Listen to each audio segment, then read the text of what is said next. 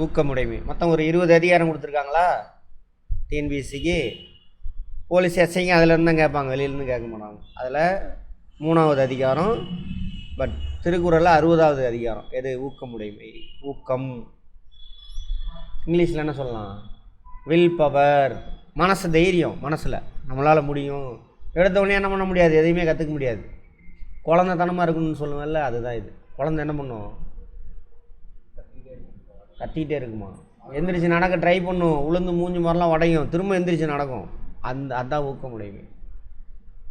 இந்த adolescent age வந்தோடனே அதுக்குள்ளே ஒரு மைண்ட் செட் வாங்களா, இவன் திறமையானவன்டா, இவன் அறிவாளிடா, இவன் முட்டாள்டான்னு செட் பண்ணிடுவாங்க. அதுக்கப்புறம் நம்ம அதே மாதிரி மாறிடும். எப்போ வேணாலும் நீ அறிவாளியாக மாறலாம், எப்போ வேணாலும் கல்வி கற்றுக்கலாம், எப்போ வேணாலும் பண்ணலாம். அதுக்கு என்ன வேணும்? மனசில் வில் பவர் வேணும், குழந்தைத்தனமாக இருக்கணும். நம்மளால் முடியாது அந்த எண்ணம் வரவே கூடாது. புரிஞ்சுதா? அதுக்கு தான் குறள் தான் இதெல்லாம்.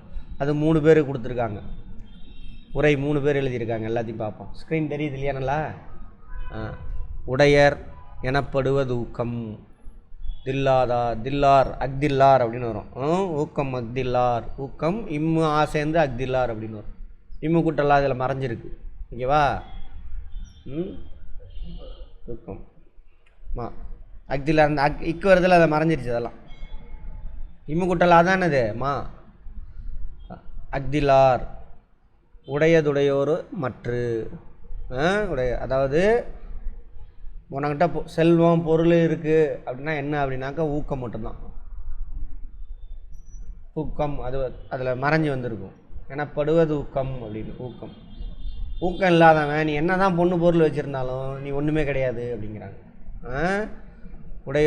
உடையதோ மற்று அப்படின்னு. ஒருவர் பெற்றிருக்கின்றார் என்று சொல்லத்தக்க சிறப்புடையது ஊக்கம் மட்டும்தான். அதுதான். அதை எவனும் உனக்கிட்ட பறிக்க முடியாது. இப்போ சுனாமி நான் பெரிய கோடீஸ்வரன், சுனாமி அல்லது நிலநடுக்கம் எல்லாம் காலி பண்ணிடுச்சு. ஊக்கம் இருக்கிறவன் என்ன பண்ணுவான்? போடான்னு தூக்கி எறிஞ்சிட்டு திரும்ப எந்திரிச்சு நிற்பான், திரும்ப வந்துடுவான், கவலையே பட மாட்டான். அதுதான் சொல்கிறாங்க. ஊக்கம் இல்லாதவோர் வேறு எதை பெற்றிருந்தாலும், எவ்வளோ கோடியாக நீ பணம் வச்சுருந்தாலும் உனக்கிட்ட மனசில் அந்த வில் பவர் இல்லைன்னா முடிஞ்சு போச்சு அன்னையோட அப்படிங்கிறாங்க. உடையவர் அவன்கிட்ட வேறு எதுவுமே இல்லைன்னு அர்த்தம். சும்மா அதெல்லாம் உனக்கு ஒன்றுமே இல்லை. அப்போ உனக்கிட்ட இருக்கக்கூடிய செல்வம் எது? ஊக்கம். முக்கியமான செல்வம். சரியா? அடுத்தது அதே தான். சாலமன் பாப்பா, கலைஞர், இவங்களாம் அதான் சொல்லுவாங்க. ஊக்கம் உடையவரே உடையவர். உடையவர்னா செல்வங்களும் எல்லாமே இருக்கிறவங்க. ஊக்கம் இல்லாதவர் வேறு எதை உடையவராக இருந்தாலும், என்ன தான் நீ எவ்வளோ செல்வம் இருந்தாலும் அவ்வளோதான், முடிஞ்சு போச்சு. அதான் சொல்லியிருக்கோம். அடுத்தது உள்ளமுடைமை. உடைமை உள்ளனா அங்கே தான் ஊக்கத்தை தான் உள்ளன்னு சொல்கிறாங்க. பொருளுடைமை நில்லாது நீங்கிவிடும். அதே குறள் தான். ஊக்கம் இருக்கிறவன் தான் உன்கிட்ட இருக்குன்னு அர்த்தம். ஊக்கம் இல்லாதவன்ட்ட நீ என்ன பொருள் செல்வம் வச்சுருந்தாலும் ஒன்றுமே இல்லை அப்படிங்கிறாங்க. ஒருவருக்கு ஊக்கமுடைமையே நிலையான உடைமையாகும். நிலையான உடை சாகிற வரைக்கும். செல்வெல்லாம் அழிஞ்சு போச்சு, ஊக்கம் இருந்தால் என்ன பண்ணுவான்? போடா, திரும்ப சம்பாதிச்சிடுவான், திரும்ப எல்லாத்தையும் சேர்த்திடுவான், கை காலெலாம் திரும்ப நல்லா வந்துடும் அடிபட்டுருந்தாலும். ஊக்கம் இல்லைன்னா அவ்வளோதான். அதோட அந்த இவன் பாருங்கள், அந்த ஃப்ளைட்டில் போய் விழுந்து எந்திரிச்சு போனான் பாருங்கள் ஒருத்தன், ஃப்ளைட் ஆக்சிடெண்ட்டில். இப்போ தில்லா மாட்டில் எந்திரிச்சு போகிறான். Will power. ஊக்கம் இல்லைன்னு வச்சுக்கோங்க, அங்கே பயத்துலேயே செத்து போயிருப்பான். பயத்துக்கு ஆப்போசிட் அது. ஆமாம். அதுக்கு நம்ம மண்டக்கணம் இருக்கக்கூடாது. அது ஒன்று. ஓவராக போயிடுச்சுன்னா மண்டக்கணம்னு அர்த்தம். நான் மட்டும்தான் அப்படின்னா அது மண்டக்கணம். அது இருந்தால் கற்றுக்க மாட்டோம், எதுவும் பெறவும் முடியாது. தில்லு வேணும். தில்லு அப்படின்னு சொல்லாமா? தில்லு. அதுதான் ஊக்கம். ஊக்கம் எனும் ஒரு பொருளை தவிர வேறு எதையும் நிலையான உடைமை என்று கூற இயலாது. உள்ளமுடைமை. உள்ளனா அது ஊக்கம். உடைமை அதுதான் பொருள். ஒன்றை உள்ள செல்வம். பொருளுடைமை நில்லாது நீங்கி விடும். ஒன்றை இருக்கக்கூடிய பொருள் இருக்கு இல்லாமல் ஓடி போயிடும். ஊக்கம் இல்லைன்னா அழிஞ்சு போயிடும். அடுத்தது ஆக்கம். இளைந்தே மென்ற லாவார். ஊக்கம் ஒருவன் தங் கை துடையார். ஆக்கம் இழந்தே மென்றல்லாவார். ரைட். ஆக்கம் இழந்தே மென்றல்லாவார். ஊக்கம் ஒருவன் தங் கை துடையார். ஊக்கத்தை உறுதியாக தம்மை பொருளாக உடையவர். தம் கை பொருளா? சரி, ரைட். அதாவது தம் கை பொருளா அவன் பொருளா. எவன் ஒருத்தன் ஊக்கத்தை அவனுடைய பொருளா, முக்கியமான பொருளாக வச்சுருக்கானோ ஆக்கம் இழந்து விட்டோம் என்று கலங்க மாட்டார். அவன் சம்பாதிச்ச சொத்தெல்லாம் முன்னாடி சொல்லியாச்சு எக்ஸாம்பிள்லாம்.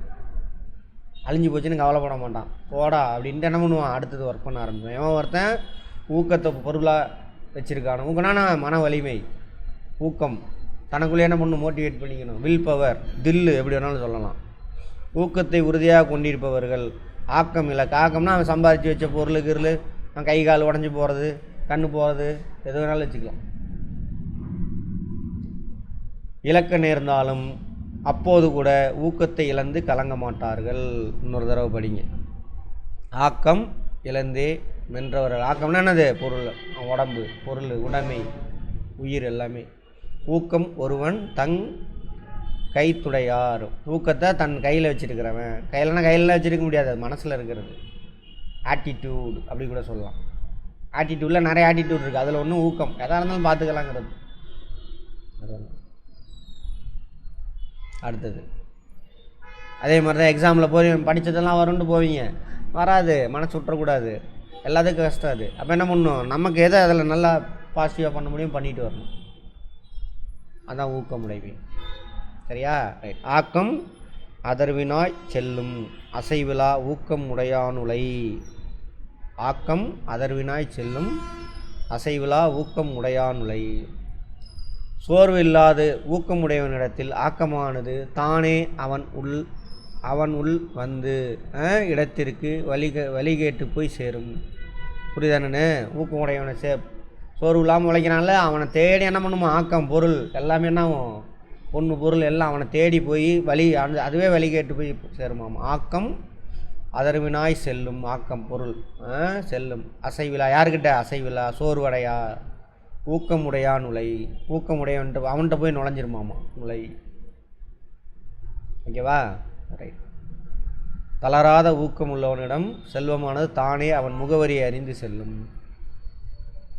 உழைச்சிக்கிட்டே இருக்கணும், மனசு மட்டும் விட்டுறக்கூடாது.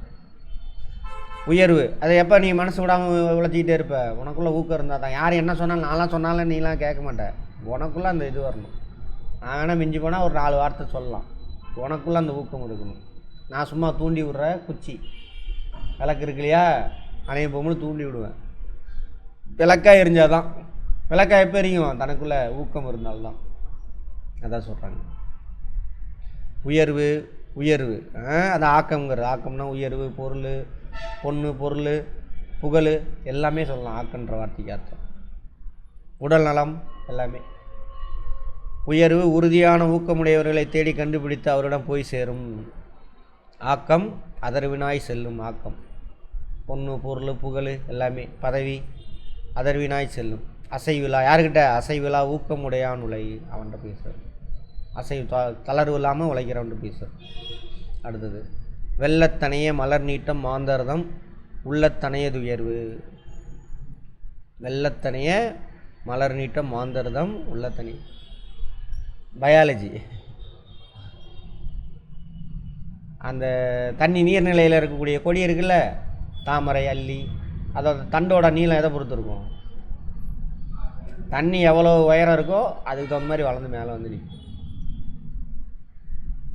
தண்ணி 4 ஆள் மட்டத்துக்கு இருந்தாலும் அதோட தண்டு 4 ஆள் மட்டும் உயரம் இருக்கும்.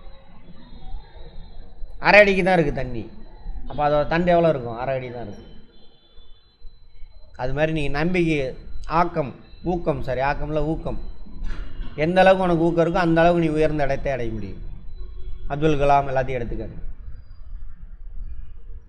சரியா? ஒரு சிலர் ஃபுல்லுக்குள்ளே வந்துடும், அது வேறு. இந்த மாதிரி பின்னாடி இருந்து வரவங்க என்ன பண்ணணும், அந்த அளவுக்கு என்ன இருக்கணும், ஊக்கம் இருக்கணும் உனக்குள்ளே, அந்த அளவுக்கு கொண்டு போய் சேர்த்துவாங்க. நீர்ப்பூக்கோலின் தாளின் நீளம், தாள்னா அந்த தண்டு தான். வெள்ளத்தனைய மலர் நீட்டம், வெள்ளத்தனைய, வெள்ளனா தண்ணி, எந்த அளவுக்கு இருக்கோ அது மலரோட தண்டு நீட்டம் இருக்கும். அதுபோல் மாந்தர்தம் உள்ளத்தனையது உயர்வு. எந்த அளவுக்கு உள்ளம், மாந்தர்தம் உயர்ந்த நிலைக்கு போகணும் மனிதர், அவன் எந்த அளவுக்கு உயர்ந்த அளவுக்கு போவான், உள்ளத்தனைய உயர்வு. உள்ளம், உள்ளத்தில் இருக்கக்கூடிய அந்த வில் பவர், ஆக்கம். ஆக்கம் இல்லை, என்னது ஊக்கம். ஆக்கம்னா பொருள், ஊக்கம்னா மனசுக்குள்ள உள்ள தில்லு.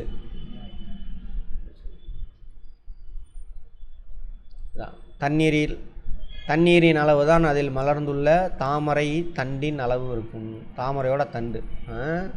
அதுபோல் மனிதரின் வாழ்க்கையின் உயர்வு அவர் மனதில் கொண்டுள்ள ஊக்கத்தின் அளவே இருக்கும். இந்த இவரை கூட ஒரு எடுத்துக்காட்டாக எடுத்துக்கலாம். அடுத்தது குறள். உள்ளுவதெல்லாம் உயர்வுள்ளல் மற்றது தள்ளினும் தள்ளாமை நீர்த்து. எண்ணுவதெல்லாம் உயர்வை பற்றியே எண்ண வேண்டும்.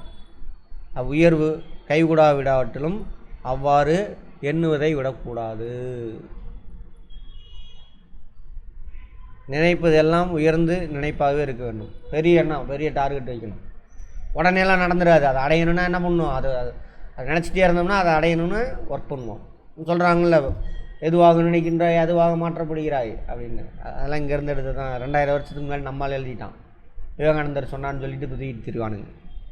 நம்ம இதிலே இருக்கு. தமிழில் இல்லாத எதுவுமே கிடையாது. தோல்வி அடைவோம். தோல்வி அடைஞ்சிருச்சு என்ன கூடாது, மனசு விட்டுறக்கூடாது. என்ன தப்பு பண்ணியிருக்கோம் அப்படின்னு கரெக்ஷன் பண்ணணும். எடுத்த ஒன்றும் உடனேலாம் அதான் சொல்கிறான்ல, குழந்த மாதிரி. குழந்த அம்மா வயிற்றுலேருந்து பிறந்து எழுந்திரிச்சு நடந்துட்டோம்மா நம்மலாம். கீழே விழுந்து அதை பண்ணி இது பண்ணி எத்தனை தடவை விழுந்துருப்போம்.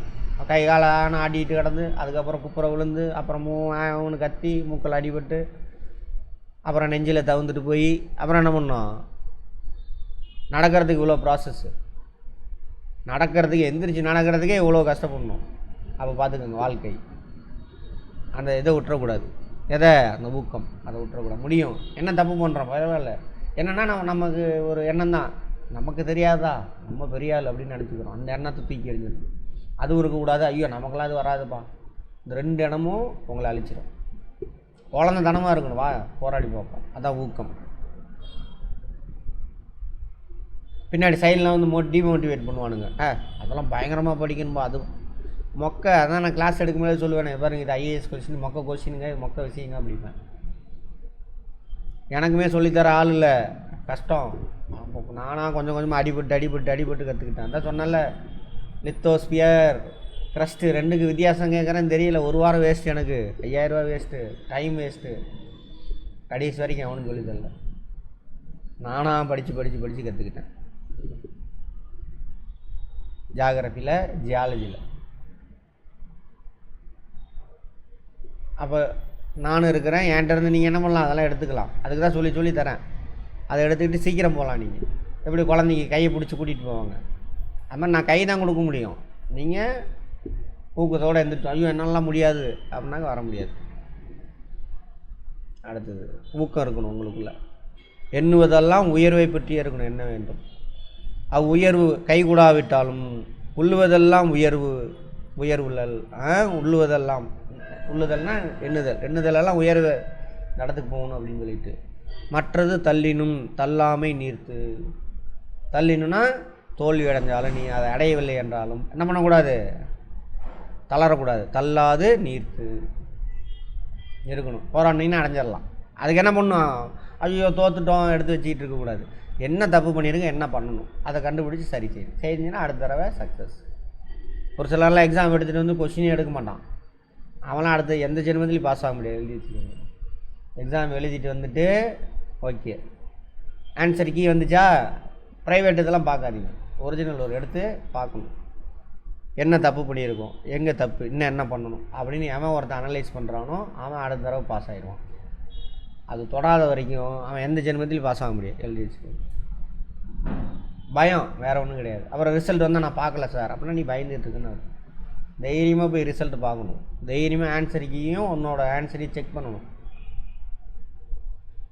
எங்கே நம்ம வீக், அதை ஸ்ட்ராங் பண்ணணும். இதெல்லாம் ஊக்கம் இருந்தால்தான் அதெல்லாம் செய்ய முடியும். ஊக்கம் இல்லைன்னா அதெல்லாம் செய்ய முடியாது. ஓடிடுவோம் பாதியிலேயே. சரிங்களா? ரைட். அதெல்லாம் அடுத்தது உள்ளுவதெல்லாம் உயர்வுள்ளல். நினைக்கிறதெல்லாம் சிந்தனைலாம் எப்படி இருக்கும்? உயர்வாக இருக்கணும்.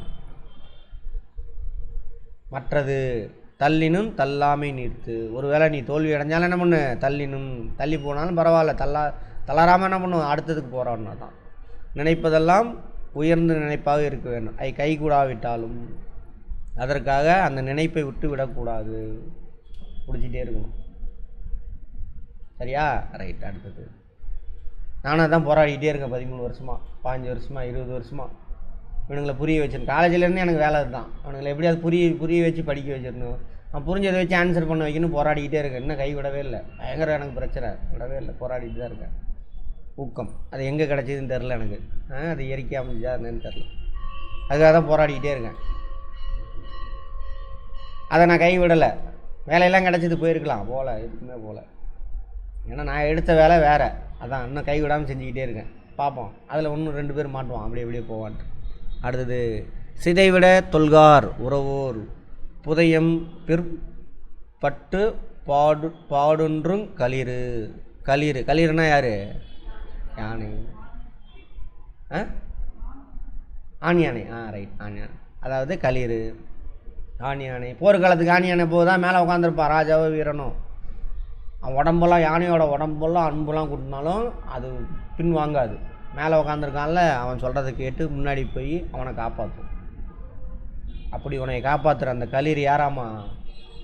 உன்னோட ஊக்கம், உன் மனசு தான் காரணம். நீ நினச்சினா முடியும், ஒரு விஷயமே கிடையாது. பிரக்ஞானஞ்சாலாம் யார்? சின்ன பையன், சாதாரண எளிமையான குடும்பத்துலேருந்து போனவன். செஸ்ஸில் பாருங்கள் எங்கே போயிட்டானுங்க. அப்புறம் இன்னொருத்தன் யார்? குகேஷா? தொடர்ந்து அவனை தோக்கடிச்சிட்டே இருக்காங்களா, நம்பர் 1 வீரர். நேற்று வந்துச்சாக செஸ்ஸில். அப்புறம் தமிழ்நாட்டிலேருந்து ஒரு பெண்ணை கடை விதிக்கு அனுப்ப மாட்டானுங்க. கடை விதிக்கு அனுப்புனாலும் அவங்க வீட்டு பையன் 4 வயசு பையனை கூட அனுப்பிவிடுவாங்க, துணையை கூட்டிகிட்டு போமா குழந்தைன்னு. அந்த மாதிரி பெண்களை அடிமைப்படுத்தி வச்சுருந்த டுபாகூர் சமூகம் தான் நம்மளுக்கு. எல்லாம் யார் வந்ததுக்கப்புறம்? இந்த ஆரிய குரூப் வந்ததுக்கப்புறம். அதுக்கப்புறம் நம்ம பழைய சங்க காலத்தெல்லாம் முறத்தை வச்சு அடித்து துரத்திருக்காங்க பெண்கள். எதை? புலியவே. அப்படி வீரமான பெண்களை இப்படி டம்மி பீஸ் ஆக்கிட்டானுங்க. யார்? இந்த ராஸ்கலுங்க, இந்த சனாதனம் கும்பல். அப்படி அடிமைப்பட்டு கிடந்த ஒரு ஊர்லேருந்து ஒரு பெண்ணு போய் 7 கண்டத்தில் இருக்கக்கூடிய உயரமான சிகரங்கள்லாம் ஏறிட்டு வந்திருக்கா. யார் அது? திவ்யாவா? தமிழில் ஏதோ பேரில் வந்துச்சு, தமிழ் செல்வியே ஏதோ ஒரு பேர்.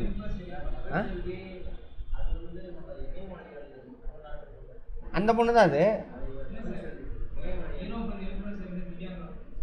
அப்படியா? சரி, அதை பார்த்து வச்சுக்கோங்க. அதெல்லாம் 7 கண்டத்தில் உள்ள உயரமான சிகரங்களில் ஏறிட்டு வந்திருக்காங்க. சிகரம் ஏறது பெரிய விஷயமா சார்னு கேட்கலாம். முதல்ல மலை ஏறதே பெரிய விஷயம். அங்கே போக என்ன, ஃபிசிக்ஸ் படித்தோமா, அடர்த்தி குறைஞ்சிரும், அழுத்தம் குறைஞ்சிரும். அப்போ சுவாசிக்கிற பிரச்சனைலாம் இருக்கும். அதுக்கெல்லாம் தயாராகி போகணும். ஒரு பெண் அது இல்லாமல் விளாடவே விட மாட்டேங்கிறானுங்க. இன்னும் நம்ம ஊரில், இந்த ஊர்லேருந்து போயிருக்கு அந்த பிள்ளை. அப்போ எவ்வளோ? ஏன்னா அவங்க அப்பா அம்மா அந்த ஊருக்காரன், சொந்தக்காரனுக்கு தான் பதில் சொல்லணும், ஊருக்காரனுக்குலாம் பதில் சொல்லணும். வெளியில் போனாவே தங்கல் படமா, இந்த பொண்ணுங்க ரெஸ்லிங் விளாடுங்க, அந்த மாதிரி மண்ணிலேருந்து போயிருக்கு. அதான் ஊக்கமுடைமை. அதெல்லாம் நல்லா இருக்கணும். சிதைவிட தொல்கார் உறவோர் புதையம்பிற் பட்டு பாடுன்றும் களிறு. காப்பாற்றிடும் அப்படின்றாங்க. சிதைவிடா, செதஞ்சு உடம்புலாம் செதஞ்சு போனாலும் சரி அது விடாது. அது உடம்பு ஃபுல்லானா அது புதையம்பீர், அம்பாவை குத்தி கிடக்குது, குத்தி வச்சுருக்கானுங்க. அது போராடி என்ன பண்ணுது? எங்கள் பாருங்க, உடம்பு மறைக்கும் அளவு உடம்பு ஃபுல்லாக அம்பு குத்தி இருக்குது. புண்பட்டும் யானை தன் பெருமையை நிலைநிறுத்தும். பெருமைன்னா என்ன அர்த்தம்? அவனை தலைவனை, எதிரியை போட்டு அடித்து அவன் தலைவனை காப்பாற்றி கூட்டுவோம். அதுபோல் ஊக்கமுடையார் அழிவு வந்து விட்டாலும், அழிவு வந்துருச்சு, சாக போகிறான், அப்போ என்ன பண்ணுவான்? போராடுவான் ஜெயிக்கிறதுக்காக. அழிவு வந்து விடத்திலும் தளரமாட்டார். கடைசி வரைக்கும் வா போகுது பார்ப்போம். களிரை வச்சு நாங்கள் வச்சுக்கோங்க. புதையம்பீர் நாங்கள் வச்சுக்கோங்க. புதையம்பீர்னா நான் உடம்பு ஃபுல்லாக மறையிற அளவுக்கு அம்பு குத்தி இருக்குது களிறு மேலே. போர்க்காலத்தில், அப்போல்லாம் போர்க்காலத்தில் அம்பு இது தானே, யானையில் போவாங்க. அதெல்லாம் உடல் முழுதும் அம்புகளால் துளைக்கப்பட்டாலும் யானையானது உறுதி தளராமல் இருப்பது போல ஊக்கமுடையவர்கள் அழிவே வந்தாலும் அதற்காக கவலைப்பட மாட்டார்கள். சாகிற நிலைமை வந்தாலும் கவலைப்பட மாட்டான். பார்த்துக்கலாம். அதுக்குன்னு சோம்பேறித்தனமாக இருக்கக்கூடாது, போராடிக்கிட்டே இருக்கணும். அது அடுத்தது உள்ளம் இல்லாதவர் எய்தார் உலகத்து வல்லியம் என்னும் செருக்கு. உள்ளம்னா ஊக்கம்தான். ஊக்கம் இல்லாதவர் இவ்வுலகில் யாம் வன்மை உடையேம் என்று தம்மை தாம் எண்ணி மகிழும் மகிழ்ச்சி அடைய மாட்டார். வன்மை உடையேம் அப்படின்னாக்கா, வல்லியம்னா வன்மை. நான் எல்லாத்துக்கும் நிறைய பேர்த்துக்கு தானம் பண்ணுவேன், நிறைய பேர்த்துக்கு உதவுவேன் அப்படின்ற அந்த செருக்கு இருக்குல்ல, தன்னோட தேவையை பூர்த்திக்கிட்டு அதை பூர்த்தி செஞ்சு தான் என்ன பண்ண முடியும்? அடுத்தவனுக்கு கொடுக்க முடியும். அந்த செருக்கு அவனுக்கு வரவே வராது. யாருக்கு? ஊக்கம் இல்லாதவனுக்கு அப்படிங்கிறாங்க. ஊக்கம் இருந்தால் தான் என்ன பண்ண முடியும்? நான் இத்தனை பேர்த்தை நான் காப்பாற்றுவேன் அப்படின்னு ஒரு எண்ணம் வரும். ஊக்கம் இல்லாதவன் அவனுக்கே சாப்பாட்டுக்கு சிங்கி அடிச்சுட்டு இருப்பான், அவனுக்கே வலி இருக்காது, அவனுக்கே ஒன்றும் தெரியாது. அதான் சொல்கிறாங்க, ஊக்கம் இல்லாதவர் பிறருக்கு உதவும் வள்ளல் யாம், வள்ளல்னா கொடை வழங்குறவன் என்னும் மன உயர்வை பெறமாட்டார். உள்ளம் அதான் ஊக்கம் இல்லாதவர் எய்தார், எய்த மாட்டார்னா அடைய மாட்டார். உலகத்து வல்லியம் என்னும் செருக்கு, உலகத்துனா மக்களுக்கு, வல்லியம் வழங்கிறது, வள்ளலாக மாற முடியாது, வல்லியம் வள்ளல் அந்த மாதிரி நாங்கள் வச்சுக்கோம். அள்ளி வழங்கும் ஆர்வம் இல்லாத ஒருவர் தம்மை வள்ளல் என பெருமைப்பட்டு கொள்ள வழியே இல்லை. ஊக்கம் இருந்தால் தான் என்ன பண்ண முடியும், கொடை கொடுக்க முடியும், நம்ம சம்பாரிச்சிக்கலாம் அப்படியே எடுத்து கொடுப்பான். சரியா? அடுத்தது உள்ளம் இல்லாதவர் எய்தார் உலகத்து வல்லியம், வல்லியம்னா வள்ளல் என்னும் செருக்கு. செருக்குனாங்க செருக்கு இருக்கக்கூடாதும்பாங்க ஒரு இடத்துல. இந்த மாதிரி நல்ல விதமாக செருக்கு இருக்கலாம், ஆணவருக்குள்ள இருக்கணும், நல்ல விஷயத்துக்கு ஆணவம் இருக்கலாம், தப்பு இல்லை.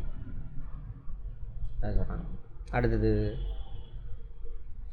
பரியது கூர்ங்கோட்டை தாயினும், பரியதுன்னா அது பரி தானே பார்த்தோம், பரி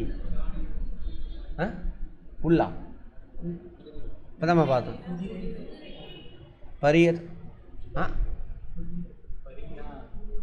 பரியது கூர்கோட்ட தாயினும் யானை வெறுவும் புலிதா குறின். குதிரை இந்த இடத்துல பரியதுன்னா பருத்துன்னு அர்த்தம், பருத்து அப்படின்னா அர்த்தம். பரியதுன்னா பருத்து. கூர்ங்கொட்டை யானை பருத்த உடம்பை உடையது, அதேமாரி கூர்மையான கொம்புகளை உடையது யானை. ஆமாவா? அப்படி இருந்தாலும் பருத்த உடம்பு, கூரான கொம்பு இருக்குது.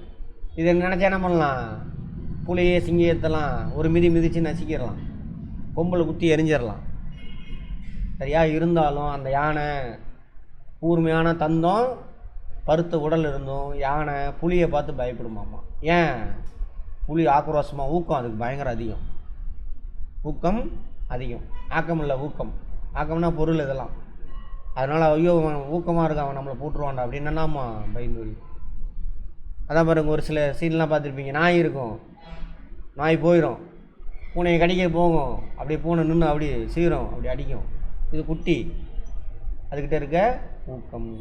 அப்போ நம்ம சின்னமாக இருக்கோம், ஒல்லியாக இருக்கோம், உள்ளையாக இருக்கிறோம், வசதி இல்லை, இந்த மாதிரி எந்த காரணத்தை வச்சு என்ன பண்ணக்கூடாது, நமக்கு அந்த ஊக்கம், அந்த தாழ்வு மனப்பான்மை வந்துடவே கூடாது, மண்டகணமும் வந்துடக்கூடாது. நம்மளால் முடியும், முடியும், இலக்கு என்ன நிர்ணயிச்சுக்கணும். அதான் உயர்ந்ததான் நினைக்கணும்னு இருக்காங்க. அதை அடையிறதுக்கு என்ன பண்ணணும், விடாத போட்டி போராடிக்கிட்டே இருக்கணும். போராடினா சும்மா மொக்கையாக படிச்சுக்கிட்டே இருக்கக்கூடாது. உங்களுக்கு சொல்கிறேன், என்ன தப்பு பண்ணுறாங்க, இங்கே என்ன கரெக்ஷன் பண்ணு மாற்றணும். அதெல்லாம் சாலமன் யானை பெரிய உடம்பையும் கூர்மையான கொம்பினையும் உடையது என்றாலும் புலி தாக்கினால் பயப்படும். வெறுவும் புலி தாக்குறின், வெறுவும் பயப்படுறது, வெறுவும் புலி தாக்குறின், புலி தாக்குனாக்க. பரியது கூர்ங்கோட்ட தாயினும் யானை, பருத்த உடல் உடையது, கூர்ங்கோட்டை கூர்மையான கொம்பு இருக்கு இருந்தாலும் தாயினும் வெறுவும் புலிதா குறின், அதுவே பயப்படும் புலியை பார்த்து. ஏன்? புலிக்கு என்னது? ஆக்கம், சாரி ஊக்கம். மனசில் வில் பவர் போட்டுடலாம். ரொம்ப பசி வந்துருச்சுன்னா என்ன பண்ணுவோம், யானையை காலி பண்ணிடலான்னு போய் பார்த்தாவும். சிங்கம் அதே மாதிரி பார்த்துருக்கீங்களா? அது மாதிரி.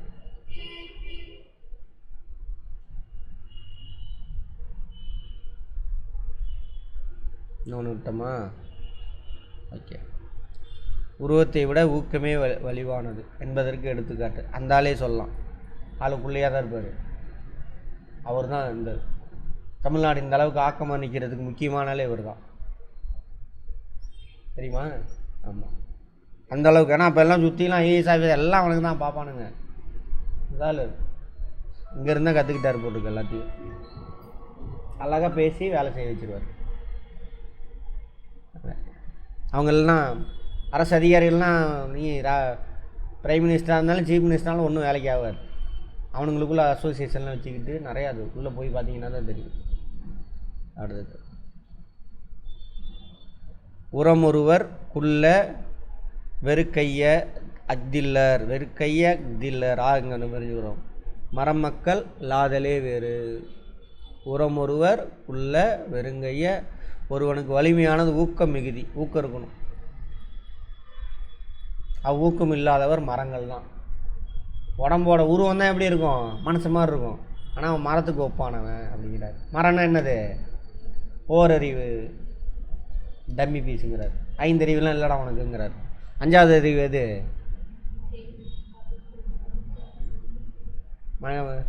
ஆறறிவா? 6 அறிவு தானே மனிதனுக்கு. ஆமாம், 5 புலன்கள். 6வது வந்துட்டு என்னது, கேள்வி கேட்டல். கேள்வி கேட்டல் அங்கே தான் மனுஷனும் விலங்குக்கும் வித்தியாசம். பகுத்தறிவு மனிதனுக்கும் மற்ற அக்ரிணைகளுக்கும் உள்ள வித்தியாசமே அதுதான், கேள்வி கேட்டல். சரி, அப்போது உரமொருவர் குள்ள வெறுக்கைய அக்தில்லார் மரமக்கள் ஆதலே வேறு. மரமக்கள் ஆறு, மரம்தாவன், வேறு ஒன்றும் கிடையாது. உடம்பு வேணா எப்படி இருக்குமாமா, மனிதன் மாதிரி இருக்கலாம், அவன் மரம். யார், ஊக்கம் இல்லாதவன். உரமொருவர் குள்ள வெறுக்கைய அக்தில்லார். வெறுக்கைய அக்தில்லார் அப்படி வரணும், சேர்ந்து வரணும். மனப்பாடம்லாம் எதுவும் பண்ணாதீங்க, வார்த்தை வெயில பார்த்தோன்னு ஞாபகம் வந்தால் போதும். அப்படி இல்லாதவன் யாராமா, மரம்தான், அவன் ஒன்றும் மனுஷெல்லாம் கிடையாது அப்படிங்கிறார். ஊக்கம் மிகுதிய ஒருவனுக்கு திண்ணிய அறிவு. அவ்வூக்கம் இல்லாதவர் வடிவத்தால் மக்கள், மனத்தால் வெறும் மரம்தான். மரம் என்ன பண்ணும், வெட்டினா சாஞ்சிடும். நீ எடுத்துகிட்டு போனால் ஒன்றை போராடுமா மரம், அதான் சொல்கிறார். இப்போ ஊக்கம் இருக்கணும், அவன் தான் மனுஷன் அப்படிங்கிறார். உரமொருவர் குள்ள வெறுக்கைய அக்தில்லார் மரமக்கள் ஆதலே வேறு. மரத்தை ஞாபகம் வச்சுக்கோங்க, மரம். வேகமாக ஒரு ரீகால் பண்ணிடலாமா, எதை படித்தாலும் இப்படி வேகமாக பண்ணணும் ஒரு தடவை. அப்புறம் அடுத்த தடவை பார்க்கும்போது அர்த்தம் புரிஞ்சிடும், புரிஞ்சுக்க ட்ரை பண்ணணும், புரிஞ்சிடும்.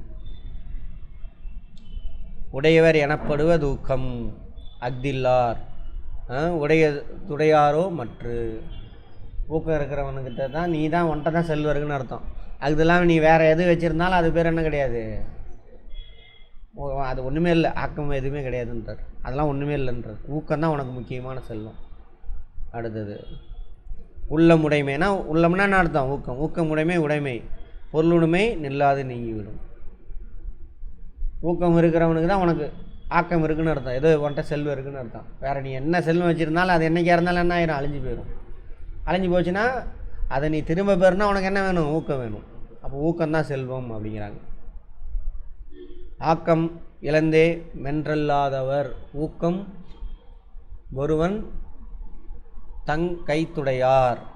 அதாவது ஆக்கம் பொருளெல்லாம் நீ இழந்தவன் கவலையே பட மாட்டான். ஒன்றை சுற்றிலும் உள்ள பொருளெல்லாம் இழந்தவன் கவலையே பட மாட்டான். யார், தங் கைத்துடையார். எதை, ஊக்கத்தை தன் கையில் வச்சிருக்கிறவன்.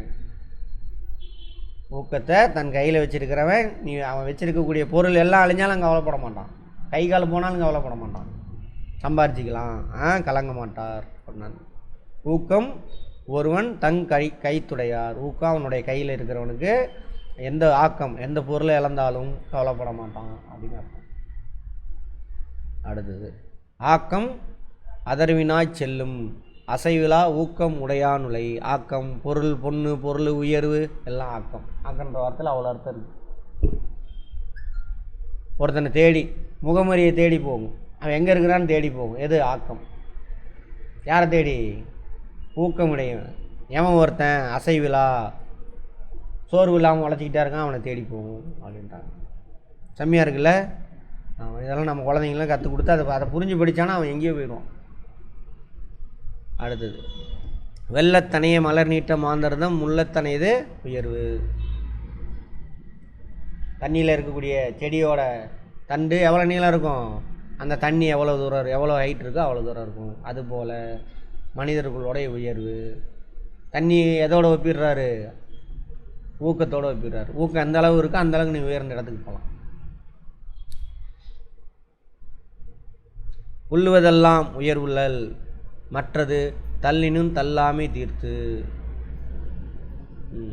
உள்ளுவதெல்லாம் உயர்வுள்ளல். நீ நினைக்கிறதெல்லாம் என்ன இருக்கும், உயர்வை தான் நினைக்கணும். என்னணும் இதுதான் ஆகணும், இதை பண்ணணும், அதை பண்ணணும், உயர்வாக இருக்கணும்.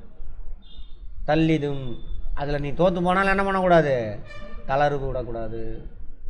அதை நினச்சிக்கிட்டே இருக்கணும். அப்போ தான் நீ அடைய முடியும். ஏன்னா நீ நினச்சது என்னது, உயர்ந்த இடத்த நினச்சிக்கிட்டு இருக்கிற. ஏற்காடு ஏறினா ஈஸியாக ஏறிடலாம், இமயமலை ஏறணுன்னா அந்தளவுக்கு என்ன இருக்கணும், ஊக்கம் இருக்கணும். சும்மாலாம் ஏற முடியாது இமயமலையெல்லாம், எவரெஸ்ட் சிகரெலாம். ஏற்காடு ஈஸியாக ஏறிடலாம். ஆனால் உன்னால் ஏற்காடு வரைக்கும் ஏற முடியும். சரி, இமயமலை போய் அடைய முடியும். ஊக்கத்தை இழந்துட்டுனா ஏற்காடு தான் ஏற முடியும், ஏற்காடு தான் அடைவேன். சரியா? அடுத்தது சிதைவிட தொல்கார் உறவோர் புதையம் பிற்பட்டு பாடும் களிறு. களிரை பற்றி சொல்லிட்டாங்க. புதையம்பீர், புதையம்பீர் வந்துருச்சா? அம்பு நாங்கள் வந்துருச்சு. களிறு அது உடம்பு ஃபுல்லாக அம்புகளால் மறைஞ்சிருச்சு. அந்தளவுக்கு அம்பாலும் குத்திட்டான். இருந்தாலும் அதோட பெருமையை அது காப்பாற்றும். பெருமை என்னென்ன அர்த்தம்? அவன் மேலே உட்காந்துருக்க அவனோட தலைவனை காப்பாற்றணும், காப்பாற்றி ஜெயிக்க வைக்கும். கடைசி வரைக்கும் போராடும் களிறு. அவனை காப்பாற்றி விட்டுட்டு தான் கீழே விழுந்து சாகும். அந்த மாதிரி சிதைவிட தொல்கார் உறவோர் புதையம்பீர் பட்டு பாடுன்றுங்களிர். பட்டு பாடுன்றுங்களிர். அடுத்தது உள்ளம் இல்லாதவர் எய்தார் உலகத்து வல்லியம் என்னும் சிறக்கு. சரியா? உள்ளம்னா ஊக்கம். ஊக்கம் இல்லாதவன் வந்துட்டு என்ன பண்ண முடியாது? நான் எல்லாத்துக்கும் தான தர்மம் பண்ணுவேன் அப்படின்னு அந்த கர்வம் அவன் அடைய முடியாது. சரியா? வள்ளல் அப்படின்ற வல்லியம் என்னும் செருக்கு அவனுக்கு வரவே வராது. யாருக்கு? ஊக்கம் உடையது. ஊக்கம் இல்லாதவனுக்கு. ஊக்கம் இருந்தால் தான் அந்த தில்லு வரும். சம்பாரித்து நிறைய பேருக்கு கொடுக்கணும், நிறைய பேருக்கு என்ன பண்ணணும், அறிவிப்பு கட்டணும், அடுத்தவங்களுக்காக உழைக்கணும். அதெல்லாம் ஏன்னா உலகம் என்னது, எப்படி படைச்சிருக்கு மனிதனை? அவனை காப்பாற்றிக்கிறது தான் அவனை படைச்சிருக்கு. அதையும் மீறி 4 பேர்த்துக்கு உதவுறான் அப்படின்னா என்ன வேணும்? அந்த செருக்கு இருந்தால் தான் முடியும் அப்படிங்கிறாங்க. எந்த செருக்கு? அந்த ஊக்கம் அப்படின்ற ஒரு இது இருக்கணும். இல்லை அந்த செருக்கு வராது. அப்படி.